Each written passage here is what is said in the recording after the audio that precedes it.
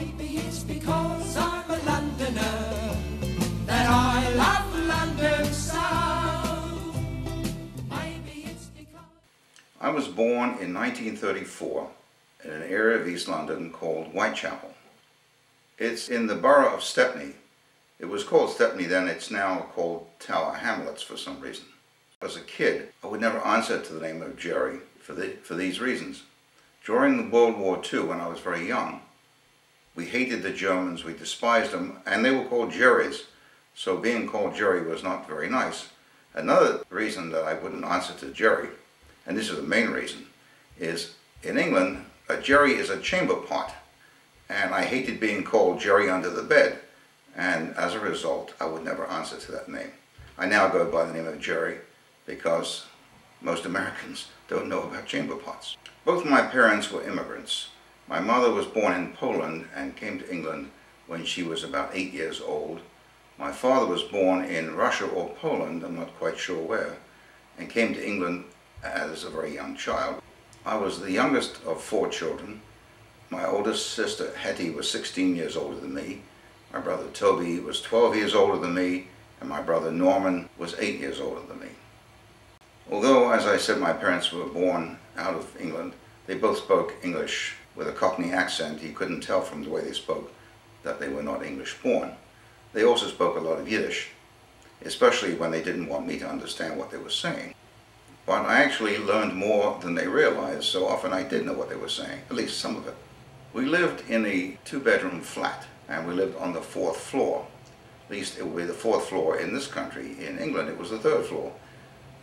In England, the 1st floor is called the ground floor, the 2nd floor is called the 1st floor, and so on and so forth. So we lived on the 3rd floor, although actually it was the 4th floor. This is going to sound really strange, but our bathtub was not in the bathroom, it was in the kitchen. We had this big bathtub up against the wall. Covering it was a wooden board, which served as our kitchen table. When it was not being used as a bath, it was a kitchen table, and when it came time to take a bath, the top was hinged, lifted off, and was clipped against the wall, and there was the bathtub. Now, it wasn't that easy to have a bath because there was no hot water, so the way we heated the water for the tub was this. Next to the bathtub was a boiler, or it was called a copper, and it was filled with water. A gas fire was lit under it. When the water was hot, it was pumped from the copper into the bathtub. There was a sort of a bilge pump, and you pumped it back and forth to pump the water from the copper into the tub. Unfortunately, ours didn't work, and the way that the water got from the copper into the bath it was bailed out. My mother used a very big chamber pot. It was an enamel chamber pot. It wasn't used as a chamber pot as such. It was used to bail out this water.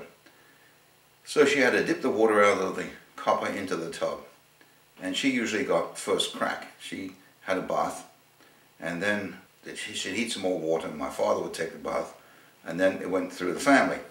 Well, as you can imagine, by the time it got to me, that water was pretty grimy. I tried that a few times, and I said I didn't care for this. So I used to go to the public baths. We didn't bathe all that often, it was a lot of trouble. But we used to go usually on Saturdays, and sometimes one of my brothers, or both of my brothers would go. We'd walk to the baths, and we'd go upstairs to the place, and for about 5 cents or thereabouts, we'd get a towel and a small cake of soap, and we'd wait our turn. When there was a vacancy, they'd tell you, okay, go to number 9 or whatever it was. There was a whole series, I don't know how many there were, but there were many cubicles in this large room. Each one had its own bathtub. You'd go in, and the man would clean the tub. The man would turn the water on from outside the cubicle, and he'd fill up the tub. You'd take your bath. If the water got cold, you could yell out, more hot water, number 9, or whatever room you were, and sometimes they would give you some more hot water. But you had a limited time. If you waited too long, they'd come around and rap on the door, and if you were still in there a few minutes later, they'd simply let the water out.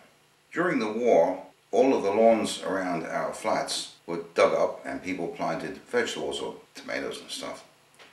We didn't get one. Dad somehow got an orange box.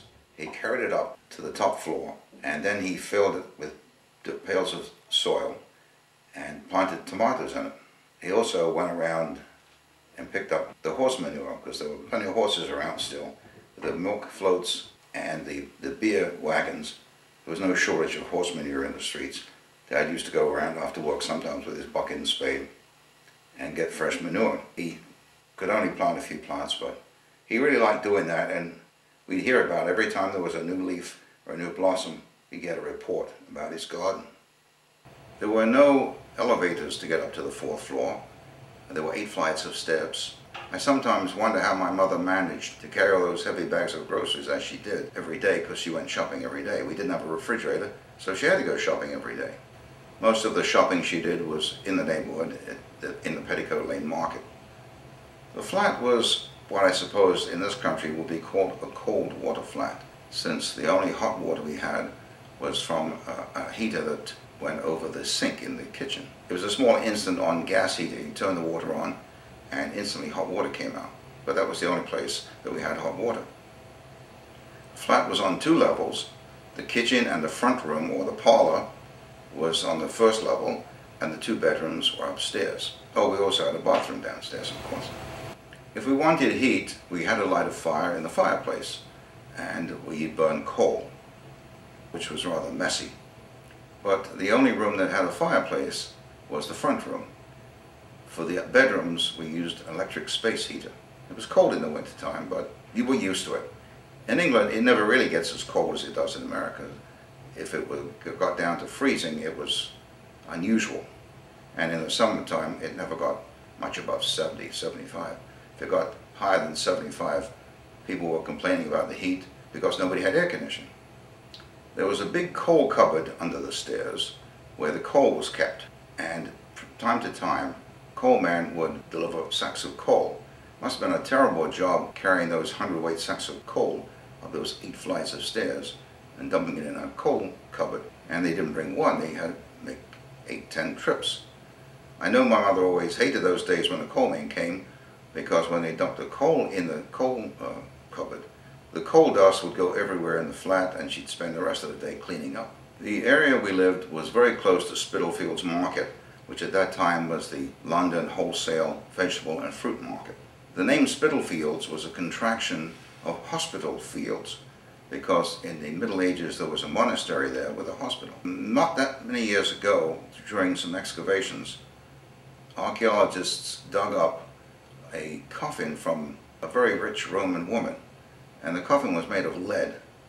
And when you remember that the Romans left Britain in 400 AD because the Roman Empire was collapsing, you realize people have been living in that area for a very long time. The area around us was pretty much slums. The area has now been gentrified, and those houses that were formerly slums are sold for very large sums of money in 1 or 2 million pounds, not dollars but pounds. Because of the air raids during World War II, we had to have curtains on all the windows. In my bedroom, either my father or my brother, I don't know who it was, painted both windows black, and we didn't have to put up blackout curtains, but it was awfully dark in the daytime. Either we had to have the lights on or have the windows open. My brother Norman came up with a bright idea so we wouldn't bang into the walls by putting spots of luminous paint on the wall all the way from the bed to the door, so we could see where we were going if we had to go to the bathroom at nighttime. In 1939, the day that the Nazis invaded Poland, Norman and I were evacuated from London. Norman went with me and my school, and I was away until 1944. Norman came back, I think, in 1941. He was older than me. I stayed away, except for a couple of visits, for nearly 5 years. I came home not long before the buzz bomb air raids began. The buzz bombs were pilotless planes, or missiles. The Germans sent over. They didn't know where they were going to land. Eventually, they'd run out of fuel and crash. And they did a tremendous amount of damage. Each buzz bomb, or V1, they were called flying bombs, buzz bombs, V1s, when they landed, blew up an entire block. They had about, I think it was half a ton of explosive in each one.